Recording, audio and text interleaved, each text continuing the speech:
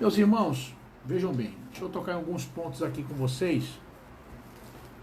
Tem um ponto que eu quero tocar nisso aqui, que não tem muito a ver com Apocalipse, mas pessoal, muita gente está me perguntando, e eu vou tocar nesse ponto aqui, ó. O pessoal está aumentando aí, entrou 48 pessoas. Olha só, eu vou tocar num ponto aqui que tem um monte de gente me mandando mensagem sobre isso. E não tem nada a ver com escatologia, não tem nada a ver com Apocalipse, mas é o seguinte. Tem pessoas ensinando, fazendo vídeos, postagens, inclusive, falando que a igreja ensina errado, prega errado a falar Jesus Cristo. Que o certo seria Yoshua, o nome dele verdadeiro em hebraico. E que, não sei, tem pessoas aqui do nosso que está aqui agora com a gente aqui que me perguntou isso recentemente. Então estou aproveitando só para tirar inicialmente aqui essa dúvida. Vejam bem, isso não é recente. Esse é um tipo de ideologia, é um tipo de pensamento que já é antigo. Eu já convivi com professores que pensavam isso. Eu uma vez estudei judaísmo durante 3 meses com um rabino, ex-rabino. Eu estudei 3 meses com ele, ele também ensinava isso. Veja, irmãos, isso é uma incoerência. O fato da gente em português dizer Jesus Cristo não significa que isso é romanismo, como eles afirmam, que isso é influência da Igreja Católica. Eles afirmam que isso é influência da Igreja Católica, que isso é romanismo, que o certo é falar Yoshua, o nome verdadeiro em hebraico. Aí dizem que o nome, por exemplo, de Barack Obama é Barack Obama em qualquer idioma, que o nome próprio de uma pessoa não muda. Irmãos, isso é uma ignorância. Olha, aí dizem que para poder ter poder, que o certo é usar o nome verdadeiro Yoshua.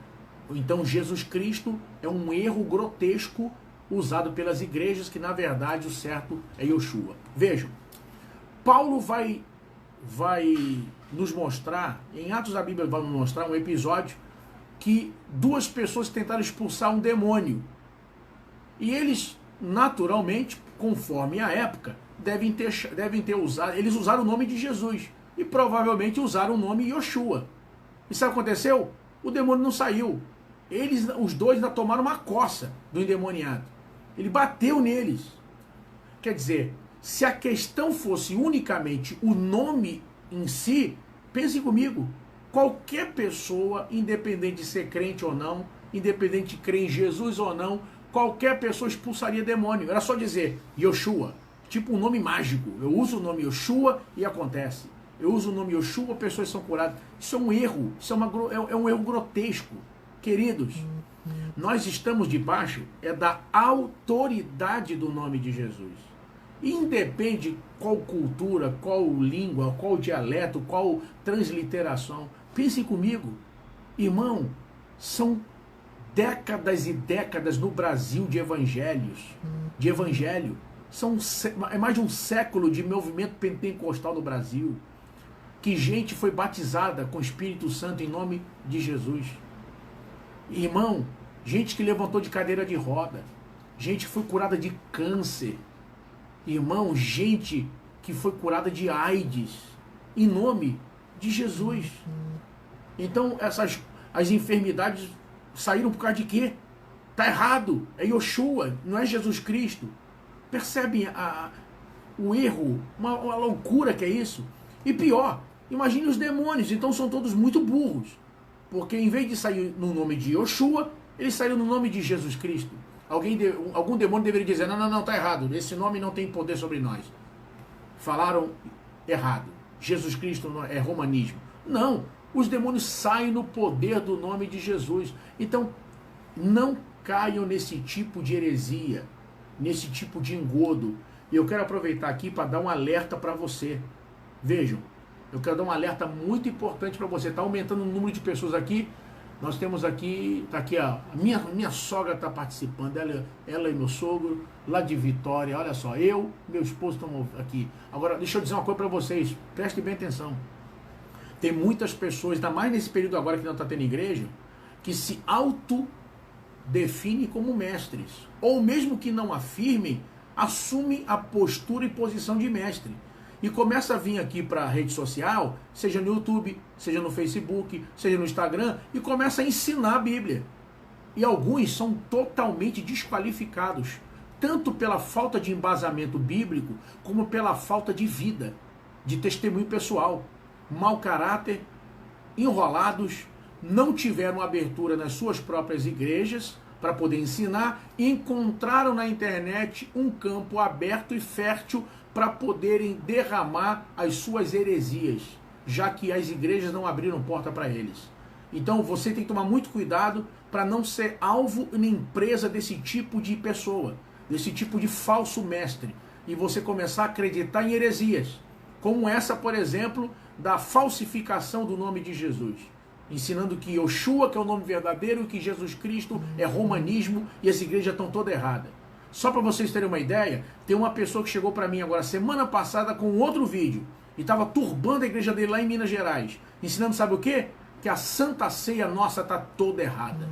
Aí fazendo vídeos mostrando a Santa Ceia da igreja dele verdadeira, a Santa Ceia original, aí tendo churrasco, pão, vinho, tendo tudo, arroz, feijão, diz que Santa Ceia é comunhão.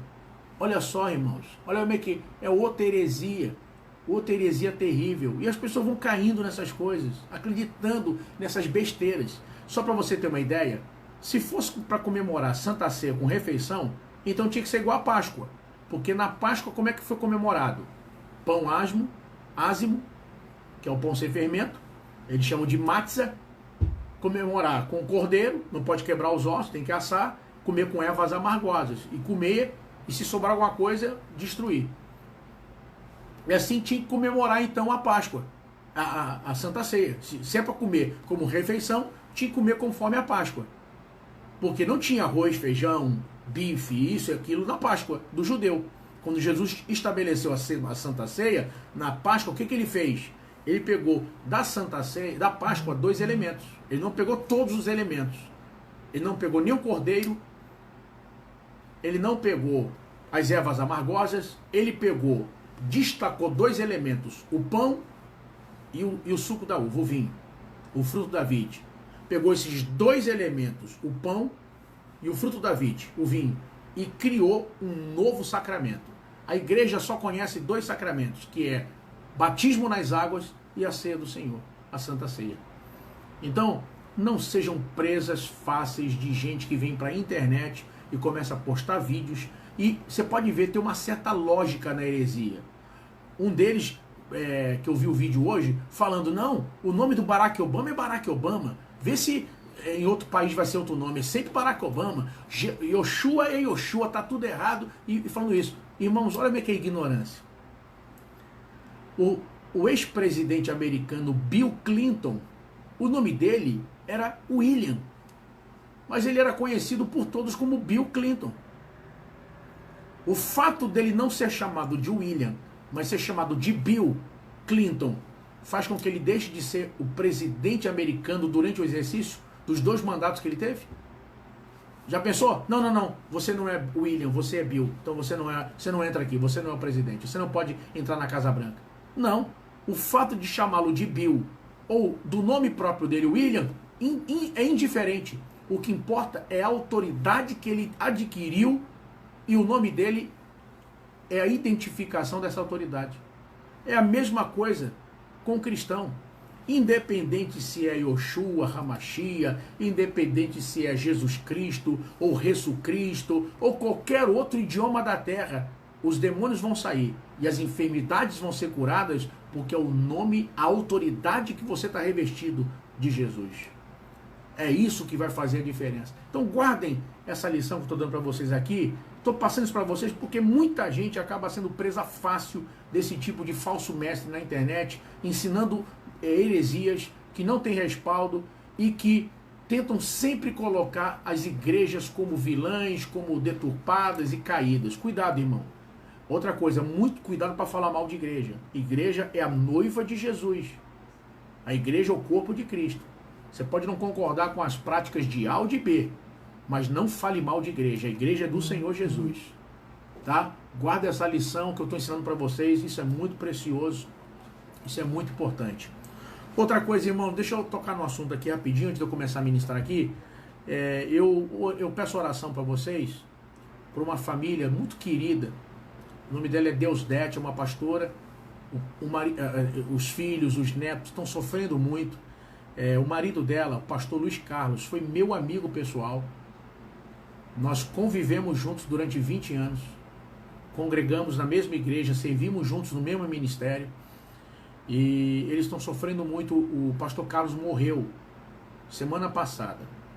Havia a dúvida se teria sido coronavírus. Eu conversei ontem com a família e, segundo eles, nada disso foi confirmado. O que se sabe certamente é que ele tinha um problema muito sério de diabetes, tinha chegado de uma viagem para fora, tinha ido no Paraguai, não estava bem de saúde, estava com a diabetes muito alta, foi internado e posteriormente teve uma parada cardíaca e morreu. Aí já tinha pessoas apavoradas com isso, achando que foram contaminadas na igreja, que iam morrer também de coronavírus porque ele morreu. Então, irmãos, esse é o momento de orar, de abraçar a família, é o momento de ter paciência. Irmão, a gente não pode deixar esse pânico generalizado que é provocado pela mídia de forma geral, que só mostra quem morreu, quem vai morrer, que vai ficar pior, que se preparem. Tu vê que os especialistas disseram que amanhã nós teríamos 5.500 mortos no Brasil de coronavírus. Não chegou a 500 até agora. Quer dizer, só se morrer 5.000 até amanhã. Então percebem, irmãos. Irmão, a gente tem a mente de Cristo. A gente tem que ser sábio, tem que ser prudente. Então eu quero pedir aos irmãos para orarem por essa família. Estão sofrendo, além de ter perdido o pai, o esposo, o avô, a igreja ter perdido o seu líder, o pastor faleceu, além da dor da perda, da separação, ainda estão sofrendo agora com preconceito e com piada, a gente fazendo, sabe, gravações, postagem, dizendo que vai pegar também, que todo mundo que estava junto vai morrer. Então, irmãos, por favor, vamos orar por essa família. Como sofre? Além de perder o ente querido, ainda tem que sofrer agora esse tipo de problema. De gente querendo até sair da igreja com medo de pegar coronavírus. Vejam vocês, irmãos. Então, vocês sabem, se peneirar esse negócio aí, tem muita morte que não é coronavírus, desses dados todos. Tem muita gente que não morreu de coronavírus. Eu tenho visto casos e mais casos aí de gente que foi ver, não era infarto, não tinha problema de diabetes, não era problema disso, daquilo. Mas eu não vou entrar nesse mérito aqui, mas só vou deixar claro para os irmãos. Tem gente morrendo com coronavírus e tem gente morrendo de coronavírus. São duas coisas diferentes. Tá? Mas vamos lá, irmãos. Eu só queria dar esse alerta aqui a vocês e ao mesmo tempo fazer esse pedido para orar por essa família muito querida. No final nós vamos orar aqui por eles. Eu peço a vocês que a gente possa orar para que Deus possa dar graça. Tá? Agora tem uma coisa que eu preciso falar para vocês. Queridos, que dia é esse domingo? Que noite é esse domingo? É a primeira vez na história do Brasil. É a primeira vez na história do Brasil que um presidente conclama o povo para um jejum. Parece até que eu estou lendo a história de Israel e um rei de Israel no momento de necessidade levando um clamor. Veja, irmão, vocês estão vendo aí vídeo e foto de crente dobrando o joelho em calçada. De crente dobrando o joelho no meio da rua para orar. Meus irmãos, o que é isso que nós estamos vendo? Deus nos tirou de 4 paredes da igreja e está nos levando, nesse momento, de volta para o início da igreja primitiva. Estamos nas casas, estamos nas ruas. Olha o que está acontecendo conosco. O que é isso? Que domingo é esse? A primeira vez nessa nação que o povo de Deus dobra os joelhos na calçada, na rua, bota a mão em poste, orando, chorando. Que a gente vê aí, sabe, católico, evangélico, todo mundo que é cristão, jejuando, pedindo a Deus pelo Brasil, pedindo livramento. Irmão, aí, ó, várias pessoas dizendo que jejuaram. Quem mais jejuou hoje aí? Quem jejuou? Olha aí, muita gente que jejuou hoje aí. Olha só. Irmão, que coisa linda, que coisa tremenda, que coisa profética. Você consegue sentir o que eu estou te falando? Nunca vivemos isso no país. Queridos, o povo... irmão, o joio não, mas o trigo, as ovelhas, não os bodes, as ovelhas. Olha o que está acontecendo. O povo de Deus está se levantando para clamar, para jejuar, para orar. Que coisa linda, que coisa tremenda. Olha, muito lindo isso. E nós oramos agora à noite, tenho certeza que você também. E oramos, eu creio numa mudança nessa situação. Eu não aceito a destruição do Brasil. Eu não aceito a destruição do meu país. Eu não aceito, em nome de Jesus, eu não aceito ver meu país destruído. Eu não aceito, em nome de Jesus. Irmão, eu creio em milagre, eu creio em mudança. Eu creio no sobrenatural de Deus. Veja, o presidente da Argentina, do Paraguai, recitando o versículo da Bíblia. Tem mais 2 presidentes aqui na América do Sul. Um chegou a clamar um presidente e falar: se o povo que se chama pelo meu nome se humilhar e orar. Ele recitou o texto da Bíblia. Irmão, olha o que a gente está vendo com os nossos olhos. Que tempo profético. Que tempo profético. Irmão, você não pode sair dessa crise a mesma pessoa. Você não pode sair dessa crise carnal, mundano, formal, superficial na sua fé, engessado. Deus está te convidando para viver a plenitude, uma vida cheia do poder, cheia da unção, cheia da glória de Deus. Deus está te convidando para despertar. Você não pode ser o mesmo depois dessa crise. Você não pode ser crente de banco. Você não pode acostumar a ir para a igreja no piloto automático. Você tem que viver uma vida cheia da presença de Deus a partir do que está acontecendo agora. Tá? Vamos lá. Irmãos, ontem eu ministrei para vocês. Nós vimos o capítulo 11. Nós vimos o capítulo 12.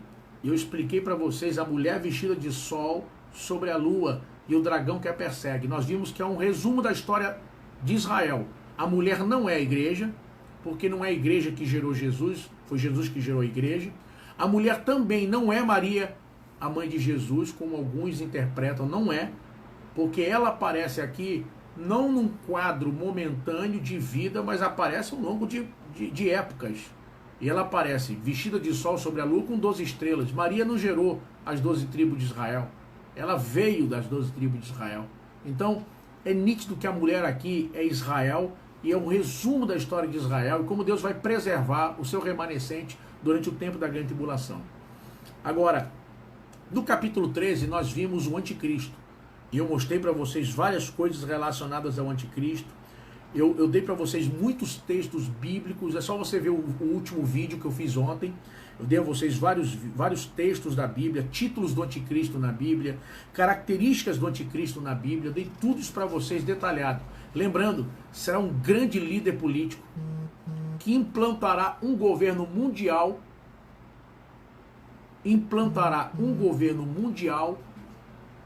estabelecerá um governo a partir de uma união de confederações que aparecem na estátua de Daniel com os 10 dedos.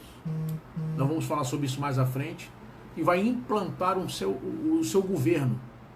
E com tudo que a gente está acontecendo agora, vejam que as catástrofes, as epidemias, tudo que acontecer na grande tribulação, vai reforçar a sujeição da humanidade ao governo do anticristo. O mundo já está preparado para isso. Vê que agora o Brasil é um país soberano. O Brasil tem Ministério da Saúde. Mas agora todo mundo quer saber o que diz a OMS para poder seguir. Ou seja, já há um plano de governo mundial estabelecido. Só falta um líder mundial. Aí a gente viu as especulações. O pessoal diz, seria o Macron da França. Seria... O pessoal se baseia muito em vídeo, coisas que as pessoas vão lançando por aí. Irmãos, é o que eu disse para vocês. Nós não sabemos quem é o anticristo. Eu acredito, à luz das profecias, que ele já está vivo e já está na terra. Mas nós não sabemos quem é o anticristo. Não adianta agora especular. É o Macron, é o líder da Alemanha, é o líder não sei de onde. Irmão, não adianta especular isso. Nós não sabemos. E eu não quero ficar aqui para ver. Quando a trombeta soar e a igreja for arrebatada, irmão, quem quiser ficar aqui para saber, vai saber. Eu não. Eu quero saber quem é Cristo e não quem é o anticristo. Então, não se preocupe com isso. Essa não é uma preocupação da igreja. A gente não precisa ficar... Pensa bem, o que Deus quis que a gente soubesse, Ele revelou. O que Deus quis que a gente soubesse, Ele revelou. Irmão, Deus pega na Bíblia, revela para Samuel que ele ia ungir um dos filhos de Jessé como rei. Pensa bem, Deus revelou a tribo, Judá. Onde tu vai? Judá. Aonde tu vai? Qual cidade? Belém de Judá. Qual a casa? Jessé. Pô, Deus revelou a tribo, a cidade e a casa. Chegou lá, vê os filhos todos dele. Por que Deus não revelou logo quem é o filho? Não, deixou vir um por um. Irmão, tem coisas que Deus vai revelar, tem coisas que Deus não vai revelar. Deus não quis que nós soubéssemos quem é o anticristo. Vê que no capítulo 45 de Isaías, Deus revelou o nome de Ciro, 200 anos antes dele nascer. E ele mais tarde abençoou e deu grandes benefícios a Israel. Ficou impressionado em ver o nome dele na Bíblia. 200 anos antes dele nascer. É assim. Quando Deus quer revelar, ele revela. Quando Deus não quer revelar, não adianta a gente especular. Então, esse é um ponto importante que a gente precisa guardar aqui no nosso estudo. Não caiam nesse tipo de jogo de especulação, porque ninguém sabe. Ninguém sabe. Ah, mas fulano acabou de dizer agora que é o anticristo. O que tem? Qualquer um pode falar que é. Isso não quer dizer que ele seja. Então não caiam nesse tipo de balela. Nós vimos isso ontem. Nós vimos também um sistema de economia, como o mundo está preparado. Hoje você vai comprar um atacadão, você vai no supermercado, você vai numa loja comprar um eletrodoméstico, você tem que dar o CPF, já te pede o número. Você tem que dar o número. Então o sistema já está pronto, tudo já está preparado. Se for agora, o microchip já está pronto, tudo já está preparado, já está em uso no mundo, a tecnologia toda, tudo está preparado. Nós vimos aí a besta que sobe da terra, e eu não falei sobre ela. A besta que sobe da terra, quem é? Se a besta que sobe do mar é um grande líder mundial político, a besta que sobe da terra será o falso profeta. O anticristo, ele vai imitar a Cristo. O falso profeta vai imitar o Espírito Santo. Guarda esse detalhe. O anticristo, ele imita a Cristo. O falso profeta vai imitar o Espírito Santo. Ele vai ser o líder da religião mundial que vai prevalecer no mundo na ocasião da grande tribulação. Ele vai imitar o Espírito Santo durante a grande tribulação. E nós vimos nos versículos 12 ao 14 que ele vai fazer sinais malignos na presença do anticristo, e a Bíblia diz que recebendo o poder do dragão. Ou seja, aí alguém pergunta, quem é o falso profeta? Nós também não sabemos quem é esse líder mundial. Agora deixa eu dizer algumas coisas para vocês entenderem. Primeira, se o mundo já está preparado para a chegada do anticristo, se o mundo já está preparado para a chegada de um novo sistema político, já está implantado no mundo para o governo do anticristo, o mundo também já está caminhando e já está preparado para essa religião mundial. Nós já vivemos hoje o que a gente chama de sincretismo religioso, ecumenismo. Nunca foi tão normal como agora. Vejam, as religiões se unem, as religiões hoje se aproximam. Hoje pessoas fazem casamentos ecumênicos. Casamento, um padre faz uma parte, o líder do candomblé faz a outra parte do casamento. Hoje nós já estamos vendo eventos ecumênicos. Eu mesmo participei uma ocasião, me chamaram para pregar na igreja Nossa Senhora de Copacabana, no Rio de Janeiro, na igreja católica, na Semana Ecumênica. Eu fui convidado para pregar na Semana Ecumênica. Um padre ministrou um dia, outro padre, como é para pregar, eu não vou rejeitar. Me chamar para pregar em qualquer lugar, eu vou. Me chamar para pregar lá no centro espírita, vou. Vai abrir para eu pregar o evangelho? Eu vou pregar, não tem problema nenhum. E aí eu fui pregar. No outro dia tinha um jantar com Dom Arani, um jantar com o arcebispo do Rio. Então vejam que eles já buscam hoje esse sincretismo, esse ecumenismo, essa união das religiões. As religiões vão se unir e se aproximar por ocasião da grande tribulação. Lembrem, a igreja de Jesus já não está aqui. E isso abre o caminho para esse ecumenismo, para esse sincretismo religioso, para essa aproximação e união entre as religiões. Agora, de onde vem o falso profeta? Esse líder mundial da religião? Olha, eu vou dizer para vocês o que eu acredito. Essa live aqui, como eu gastei muito tempo falando de muita coisa aqui, eu não vou talvez deixar ela aqui. Mas eu vou falar para vocês o que eu creio, o que eu penso, o que eu vejo. Quem sabe venha lá da Europa. Quem sabe venha lá do lado de Roma. Não sei, não sabemos. Agora, tem uma coisa que eu vou dizer a vocês. Teve uma mudança de liderança mundial em Roma. Vocês sabem, eu tô sendo limitado no que eu estou dizendo aqui, para poder... Quem tá me ouvindo está entendendo o que eu estou dizendo.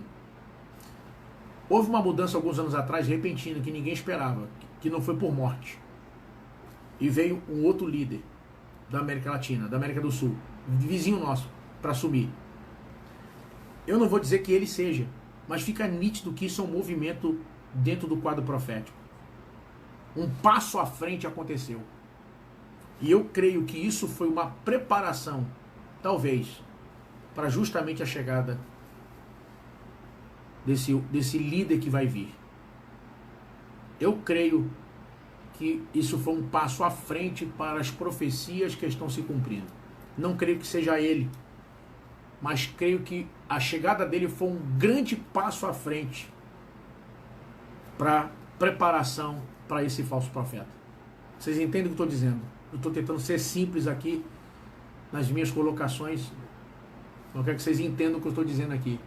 Provavelmente foi um passo à frente nas profecias para a chegada do anticristo. Entendem o que eu estou dizendo para vocês? É basicamente isso. Vejam, quando termina o capítulo 13 do livro do Apocalipse, o capítulo 14 é tipo um parêntese na profecia, dá uma parada na profecia e aparecem 7 visões apocalípticas. Abre-se um parêntese aqui e vai aparecer do versículo 1 ao 5, o cordeiro com seus redimidos no monte, versículo 6 ao 7, o anjo proclamando o evangelho eterno, versículo 8 é anunciada a queda da Babilônia. E aqui entra um ponto bem interessante. Amanhã eu vou entrar com vocês na segunda parte do juízo de Deus sobre a terra, o derramamento das taças da ira de Deus. E vou falar sobre as duas Babilônias, a Babilônia religiosa e a Babilônia política, a Babilônia cidade, capital do governo do anticristo. Eu vou falar coisas tremendas sobre isso. Você precisa amanhã me ouvir falando sobre isso. Eu falei para vocês que essa live ia ser mais curta. Eu estou cansado, preguei em 2 cultos agora. Nem tirei a roupa, parei aqui para poder falar com vocês. Então, amanhã nós vamos estar juntos aqui. Vou falar muita coisa amanhã, mais detidamente sobre isso. Aqui a irmã Maria pergunta, mas anticristo, falso profeta, besta são o mesmo? Não, olha bem, irmã Maria, entendam. No capítulo 13 aparecem 2 bestas. Uma sobe da terra e outra sobe do mar. São 2 bestas no capítulo 13. A besta que nós vimos ontem é a que sobe do mar. É o anticristo. O mar simboliza as nações. Ou seja, ele não vem do inferno. Ele aparece no meio justamente dos povos, no meio da política que já está aí. O anticristo. A besta que sobe do mar. O falso profeta é a segunda besta do capítulo 13, a besta que sobe da terra. E essa besta aqui é o falso profeta. O anticristo, líder político mundial. Falso profeta, líder da religião mundial que vai prevalecer no mundo após o arrebatamento da igreja.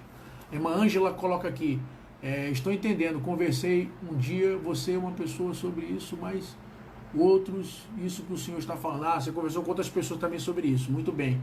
Está entendendo, irmã Maria? Irmã Roberta colocou aqui, são pessoas diferentes, isso mesmo. Então, eu espero que vocês estejam entendendo. Então, amanhã eu vou falar sobre o derramamento das 7 taças da ira de Deus, imperdível. E vou falar sobre a queda das 2 Babilônias. Isso aqui é tremendo. Eu vou trazer coisas que, para você refletir aqui, tremendas sobre isso. Muito sérias, muito tremendas. Coisas atuais. Eu viajei por Oriente Médio em dezembro, vou trazer um negócio bem interessante para você analisar aqui, tá bom? Me permita orar por você, orar pela sua casa e juntos orarmos pela família do pastor Carlos, que hoje dorme no Senhor. Uma coisa que eu aprendi na minha caminhada, e você precisa entender, talvez você mesmo perdeu alguém que você ama, você precisa entender uma coisa, ninguém perde para Deus. Ninguém perde para Deus. Se Deus levou, você não perdeu. Creia nisso. Aí, o irmão Marco Antônio pergunta, o falso profeta vai anunciar o anticristo? O falso profeta, ele aparece ao lado do anticristo. Ele não vai anunciá-lo propriamente. Ele vai ser o apoio religioso do governo do anticristo. Tá? Pode ser que sim, você mencionou aí, pode ser que sim, pode ser que não, mas ele será o apoio à parte religiosa do governo do anticristo. Então vamos ver como é que isso vai desenrolar. Amanhã eu vou falar mais sobre isso, quando eu falar sobre a queda das Babilônias. Amém? Irmã Irmã Gene, que bênção. Pastor, o senhor ensina com clareza. Muito obrigado. Tá? Eu espero que vocês guardem tudo que eu falei aqui, tanto sobre a questão de nome de Jesus, para não cair nessas heresias, com relação à questão de tomar cuidado com quem você começa a acreditar que é mestre aqui na internet. Cuidado com isso. Tá? Não seja enganado facilmente. Mãe Laila, amanhã será... Ah, bem lembrado, irmã Laila. Hoje foi mais tarde porque eu estava na rua. Amanhã, 9 horas da noite aqui, 21 horas em ponto. Tá bom? Amanhã, 9 da noite, eu vou falar sobre o capítulo 15, 16, 17 e 18. Eu vou falar sobre 4 capítulos aqui do Apocalipse. Tá? Eu vou dar um apanhado desses 4 capítulos. Vou falar muita coisa importante aqui. Tá? A gente já está começando a caminhar para encerrar. Tá? Eu quero pedir a vocês, se puderem, passa lá no YouTube e assistam os vídeos. Eu coloquei todos os vídeos lá, tem 8 vídeos só sobre Apocalipse que eu tenho ministrado aqui diariamente. Tá tudo lá no YouTube. Assistam lá nossos vídeos, tá? Eu vou colocar esse vídeo que a gente está falando agora aqui, eu vou apagar aqui no Face, vai estar lá no YouTube. Assiste ele, tem coisas importantes para você nesse vídeo. Então, assistam nossos vídeos lá. Tá faltando para mim só 200 pessoas para chegar a 2.000 inscritos lá no YouTube. Para muita gente pode ser muito pouco, mas para mim que nunca pensei muito nisso, para mim parece muita coisa agora nesse momento. Irmão Éder diz: renovo tremendo, já estudei o livro do Apocalipse com você aqui na Madureira, em Conchal, olha aí, mas está sendo um renovo novamente, que bênção, lá em São Paulo. Deus abençoe, irmão Éder, e vamos sim, amanhã vai ter muita coisa interessante. O Marlon pergunta: o anticristo só vai estar aqui quando a igreja for arrebatada, certo? Veja, eu acredito até que ele já está na terra, só que ele só vai se manifestar depois do arrebatamento da igreja. Pode até ser que ele já esteja envolvido na política ou em algum mundo empresarial, alguma coisa, mas depois do arrebatamento ele se manifestará, tá? Aí realmente se manifestará. A irmã Daniela está dizendo: eu estou passando para as minhas amigas do quartel. Olha aí, passa para todo mundo, tá? Só falta 200 pessoas para eu chegar a 2.000 inscritos no YouTube. Se vocês puderem, vão lá no YouTube, se inscrevam no meu canal e curtam, assistam os vídeos, participa lá com a gente. Irmão, vocês sabem que eu vou falar aqui, não é mentira, não estou me exaltando, mas não é qualquer pessoa que ministra sobre esses assuntos. Tem muita gente falando heresia sobre esses assuntos. Tem muita gente turbando a cabeça dos outros com esses assuntos. Vocês sabem disso. Então, valorizem o aprendizado, o ensino. Esse seminário aqui eu ministro pelas igrejas. E vou falar para vocês em primeira mão. Eu ia falar no último dia, mas vou falar agora para vocês. Eu vou lançar um livro com mais detalhes. Porque aqui eu passei por cima de muita coisa, porque são vídeos, não dá para ficar 3 horas com vocês em um vídeo. Nem vocês aguentariam. Mas eu vou lançar no meio do ano um livro só sobre Apocalipse. Tá? Vou lançar um livraço para vocês sobre Apocalipse no meio do ano. E aí todo mundo vai poder adquirir e poder entender bastante assunto do Apocalipse.